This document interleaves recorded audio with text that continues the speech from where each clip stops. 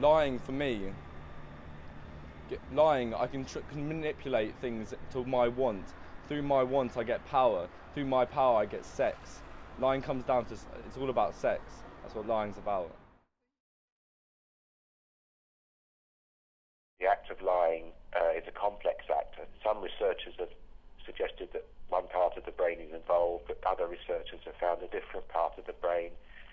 And in many of these studies, because of the complexity of the equipment and requiring the person to keep still, they are lies of the yes-no variety. And of course, a lie that's a very complex lie, making up a whole story, will probably involve many more parts of the brain than just our lying to yes or no. Lying gives me a kick. Often I go onto Facebook and pretend I'm Orlando Bloom, and then the girls send me dirty messages on Facebook and I just wank off to it. Okay, to spot when someone's lying, usually you can look at eye contact with people. That's the simplest way. And you can, when they've got their eyes closed, you can see by foot movements, foot twitches sometimes, eyes moving. If I'm saying, can you let me know what you're thinking? And they might be saying, well, no, my mind's clear, but and yet they've got eye movement whizzing back and forwards all over the place.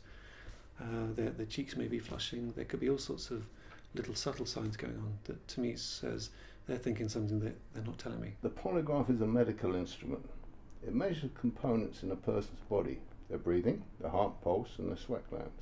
I go to a bar and I go up to a girl and I tell her I've got a big dick and a big wallet, which is a complete lie, but before she realises I've got what I wanted.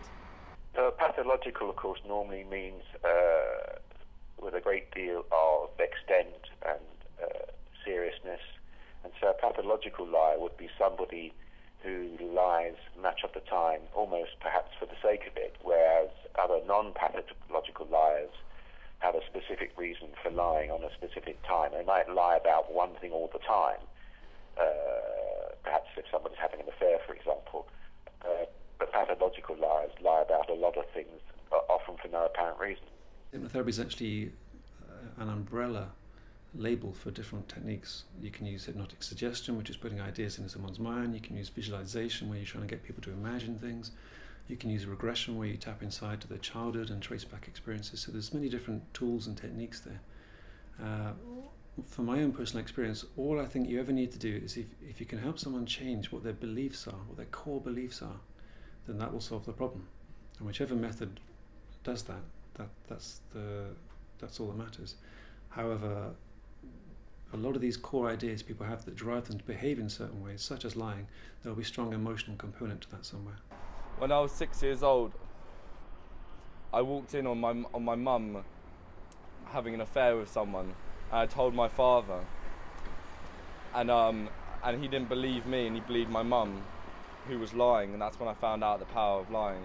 From 6 years old, I've been lying since, manipulating the world to my wish. If, say, something upsetting happens at that time, and that will capture or trap a person, a part of that person emotionally in time, and so they will keep going some of the behaviour patterns of that time of their life.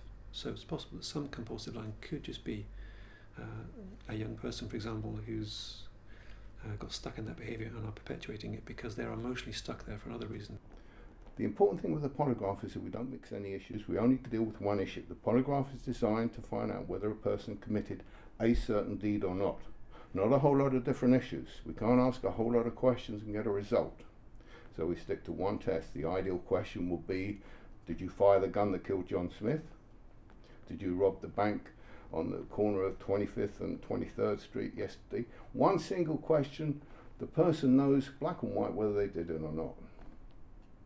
Now when a person's going to lie and someone's looking at the inside of their body to see how they react, and if something bad's going to happen to them, if they're found to be lying, believe me, they will react. I just want to get stuff from them, but often them liking me is a part of me getting something from them. So I have to lie to people in order to get something out of them. Okay, I think we have to distinguish between two things here. Not every instance of telling an untruth is a lie. I think we all have to lie. We have to lie sometimes. If we didn't lie, then we could be pretty hurtful. We could totally destroy someone morally. The most recent lie was when I met you and I said you look lovely, but you didn't look lovely. I was lying. There's a lot of research that suggests that obviously people forget some parts of what happened, they can't remember it, but more interestingly, they have what we call false memories, that things within an event that didn't actually happen within that event, some people, it's a very large number, but some people can come to believe that they did happen. It's an instinct, it's a necessity. In order to survive, you have to lie on a consistent level, and this understanding that that you need to constantly lie has made me realize that if I can lie well and I can really focus on lying, I can get far in the world. I can really succeed because I know I can get down to a fine art and manipulate things to my needs.